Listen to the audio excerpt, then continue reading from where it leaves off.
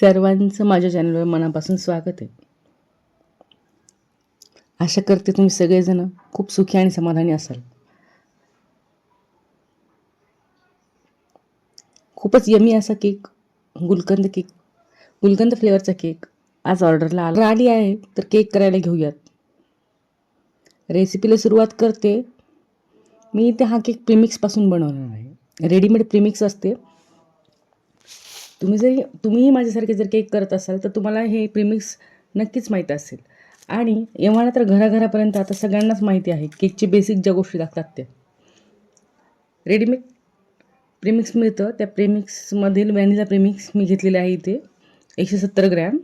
त्यामध्ये लाल कलर व थोडासा गुलकंदचा इसेन्स मिसळून मी मिक्स करून घेतले. त्यामध्ये आपण सुरुवातीला 4 चमचे तेल टाकलेलं आहे आणि छानपैकी असं मिक्स करून घेतलेलं आहे. केकचा टिन पटकन ग्रीस करून घ्यायचा. मी दरवेळेस ह्या अगोदर करून ठेवते, परंतु आज विसरला आहे, त्यामुळे मी हा टिन आज नंतर ग्रीस केला आहे. परंतु तुम्ही असं न करता टिन पटकन अगोदर ग्रीस करून ठेवा. त्यामध्ये बटर पेपर सेट करून ठेवा आणि नंतर प्रीमिक्स मिक्स करायला घ्या. आपण अशी कन्सिस्टन्सी ठेवू की हे प्रीमिक्स आपण ढकलल्यानंतर खाली पडेल, म्हणजे रनिंग कन्सिस्टन्सी. त्यानं काय होतं की जास्त केक कडक होत नाही, एकदम नरम होतो. आता हे प्रीमिक्स आपण डब्यात टाकलेलं आहे. त्याला 2दा टॅप करून घेऊ, म्हणजे त्यातले बबल सगळे बाहेर निघतील.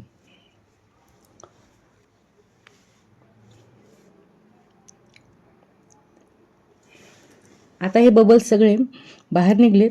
मी मायक्रोवेव्हमध्ये केक करते. जर तुम्हाला गॅसवरती कढईमध्ये केक कसा करायचा याची जर रेसिपी पाहिजे असेल तर तीही मी लवकरच चॅनलवर टाकणार आहे. परंतु मला कमेंट करून सांगा की तुम्हाला गॅसवरचा केक पाहायचा आहे. जर पाहायचा असेल तर कुठला फ्लेवर पाहायचा आहे. आणि बेसिकपासून जर तुम्हाला केक कसं बनवायचा आहे, म्हणजे घरून तुम्ही केकचा बिझनेस करायचा विचार करत असाल तर त्यासाठी साहित्य काय काय लागते, असं सर्व जर तुम्हाला माहिती करून घ्यायचं असेल माझ्याकडून, तुम्हाला माझ्या व्हिडिओमध्ये तुम्हाला असं वाटते की पुढची व्हिडिओ मी त्यावर बनवावेत, तर मला नक्की कमेंट करून सांगा. कारण की तुमच्या एका कमेंटनं मला खरंच खूप उत्साह येतो दुसरे व्हिडिओ बनवायला. माझं चॅनल नवीन आहे. जर तुम्ही सबस्क्राईब केलं, कमेंट केला, लाईक शेअर केलं तर मलाही कळतं की आपण जी व्हिडिओज बनवत आहेत त्या व्हिडिओजचा खरंच कुणाला तरी फायदा होत आहे. आणि आपण अजून नवनवीन व्हिडिओ बनवावेत, अजून नवनवीन गोष्टी या अपलोड कराव्यात, अशी एक इच्छा तयार होते. व तुमच्या एका कमेंटनं मला खरंच खूप मोटिवेशन मिळतं. तुम्ही लाईक केलं तर असं वाटतं आपण केलेलं काम हे योग्य प्रकारे चालू आहे. आपण जे करतो आहे ते त्याचा म्हणजे खरंच कुणीतरी ते पाहतं आहे, कुणाला तरी त्याचा फायदा होत आहे.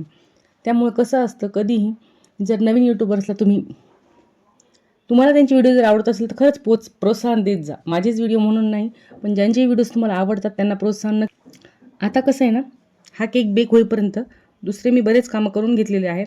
जसं की क्रीम अगोदरच फ्रीजमधून बाहेर काढणं, व्हिप क्रीम थोडीशी म्हणजे मेल्ट झालेली पाहिजे आपल्याला. खूप म्हणजे गरम अशी नको, म्हणजे गरम म्हणजे रूम टेम्परेचरवरची क्रीमही नको आपल्याला. ती चिल्ड असली पाहिजे, म्हणजे थंडगार असली पाहिजे, परंतु तिचं थोडंसं असं पातळ झाली पाहिजे. म्हणजे फ्रीजच्या दारामध्ये ते आपण काढून ठेवूयात केक करण्याच्या 1-2 तास अगोदर, आणि मग ती आपल्याला वापरायला सोयीची पडते. आता व्हिप क्रीम कशी व्हिप करायची, व्हिप क्रीम कशी वापरायची, तो जो क्रीमचा बॉक्स असतो कसा स्टोरेज करायचा, हेही तुम्हाला मी माझ्या पुढच्या व्हिडिओमध्ये नक्की दाखवेल. व्हिप क्रीम आहे ना, जी आपल्याला फेटून घ्यायची आहे, त्यासाठी एक आपल्याला असा म्हणजे विस्कर म्हणून आपण त्याला बीटर म्हणूया. तर केक बेक झाल्यानंतर आपण त्याचे समान 3 भाग करूयात. त्यामध्ये आपण फ्लेवर्स ॲड करू, म्हणजे त्याला ज्यानं चव येईल, ज्यानं ह्या केकचं वेगळेपण जपले जाईल असे म्हणजे क्रश असतात. हे क्रश वेगवेगळे येतात, बॉटल्स असतात याच्या. वेगवेगळ्या बॉटल्समध्ये बटरस्कॉच, स्ट्रॉबेरी असे बरेच प्रकारचे आहेत ते. तर आपल्याला आज गुलकंद बनवायचा आहे, तर हे गुलकंदचं क्रश आहे आपल्याकडे. त्यासाठी मी शुगर सिरप घेतला आहे. शुगर सिरपमध्ये 3 चमचे साखर आणि अर्धी वाटी पाणी, त्यामध्ये थोडंसं गुलकंदचं क्रश टाकून बघूयात. पुढं कशा स्टेप आहेत तर स्टेप बाय स्टेप मी तुम्हाला दाखवते. त्यानंतर आपण त्याला सोक करून घ्यायचं आहे पूर्ण. या ज्या आपण तयार केलेलं लिक्विड आहे म्हणजे क्रश आणि शुगर सिरप चं म्हणजे गुलकंद फ्लेवरचं जे शुगर सिरप आपण तयार केलं आहे त्यानं आपण पूर्ण केकची एक लेअर सोक करून घेतली. त्यानंतर व्हिप क्रीम, परत एक लेअर, परत व्हिप क्रीम, असं करून आपण हा केक क्रम कोट करून घेऊयात. त्यानंतर बघा ही जी फिनिशिंग असते ही प्रॅक्टिसने येत जाते. आपण जेवढे केक जास्त करू तेवढे आपल्याला याची प्रॅक्टिस म्हणजे तेवढं त्यानंतर आपण लवकर करू शकतो. तेवढं त्याच्यानंतर आपल्याला फिनिशिंग छान जमते. बघा किती छान फिनिशिंग आली आहे या केकला. आणि क्रीम पहा अशी छान अशी म्हणजे एक वेगळी शाईन करत आहे. अशी शाईन करणारी क्रीम कशी करायची हे जर तुम्हाला पाहायचं असेल तर खरंच मी एक केकची सिरीज घेऊन येणार आहे. त्यामध्ये मी कसं म्हणजे सुरुवातीपासून ते शेवटपर्यंत स्टेप बाय स्टेप म्हणजे केक केक बेक करण्यापासून तर ते पॅकेजिंगपर्यंत मी हे पूर्ण दाखवणार आहे त्यामध्ये. तर प्लीज मला जर तुम्हाला अशा सिरीज पाहिजे असतील तर एक कमेंट करा.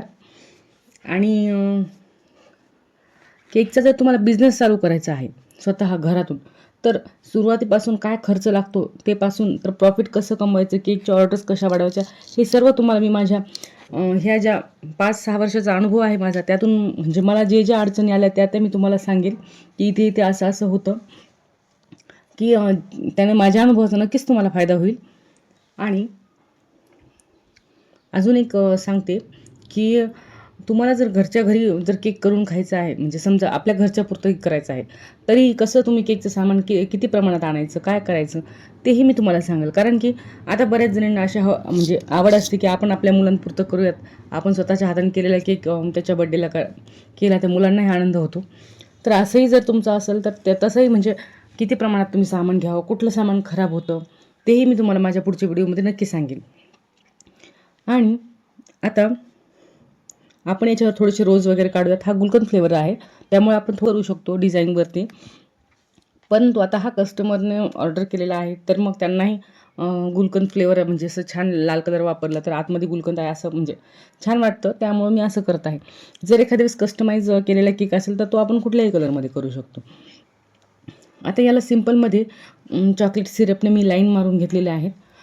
कसं होतं बऱ्याचदा कस्टमरनी जर आपल्याला डिझाईन सांगितल्या की ही डिझाईन करा तर आपल्याला ते खूप सोपं जातं. परंतु एखाद्या वेळेस असे कस्टमर असतात जसे की आजचे कस्टमर, त्यांनी आपल्याला सांगतात की तुमच्या मनाने काय करायचं तर करा, परंतु अजून एक बोलतात ते की केक सिम्पल आणि सोबर ठेवायचा. त्यामुळे होतं कसं आपल्यालाही कळत नाही आता हे नेमकं कस्टमरला काय आवडेल. परंतु जेवढा सिम्पल ठेवण्याचा प्रयत्न करता येईल तेवढा मी प्रयत्न केलेला आहे. तर तुम्ही पाहू शकता आता मी याच्यावर रोज फ्लॉवर काढलेले आहेत आणि बाजूनं ही अशी डेकोरेशनची अशी बारीक शेव म्हणतात याला. ही कुठल्याही केक शॉप म्हणजे जिथं केकचं सामान मिळतं तिथं इझिली मिळून जाते.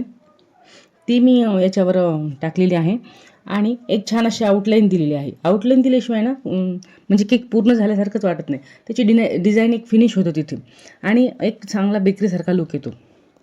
आणि तुम्ही म्हणजे पाहू शकता की केक किती सुंदर दिसत आहे. तुम्हाला हा केक कसा वाटला आणि जर तुम्हाला माझ्या याच्यामध्ये जर काही म्हणजे सुधारणा करण्याचा चान्स असेल माझ्या केकमध्ये किंवा माझ्या व्हिडिओमध्ये तर प्लीज मला तेही सांगा. कारण की मी आता प्रत्येक गोष्ट शिकत आहे. परफेक्ट कोणीच नसतं. इथं जे पण आहेत ते सगळे आपण एकमेकांना सांगून एकमेकांचं पाहून शिकतो आणि मलाही तेच आवडतं. मी स्वतःला विद्यार्थीच समजते. कारण की आपण कोणती ना कोणती गोष्ट कुणाकडून तरी नवीन काहीतरी शिकण्याची जर इच्छा ठेवली तर खरंच खूप काही शिकण्यासारखं असतं. आणि आपण कितीही मोठे झालो तरी की असं खूप काही असतं की जे आपल्याला येत नाही आणि त्याचा न्यूनगंड कधीच बाळगायचं नाही की आपल्याला ही गोष्ट येत नाही. ती खरंच शिकून घ्यायची. कधी लहान मुलांनाही पाहणं एवढ्या छान गोष्टी सहजमध्ये शिकून जातात आणि आपल्याला वाटतं अरे आपल्याला तरी माहितीच नव्हतं, म्हणजे असं असतं. त्यामुळे कधीही आपण विद्यार्थी दशेत राहिलो तर आपली प्रगती होत जाते. त्यामुळे माझ्या त्याचं जर तुम्हाला काही चूक वाटली असेल तर मला नक्कीच सांगा. आणि व्हिडिओ आवडला असल्यास लाईक, शेअर आणि सबस्क्राईब जरूर करा. थांबते आता इथेच. भेटूया उद्याच्या व्हिडिओमध्ये. तोपर्यंत बाय.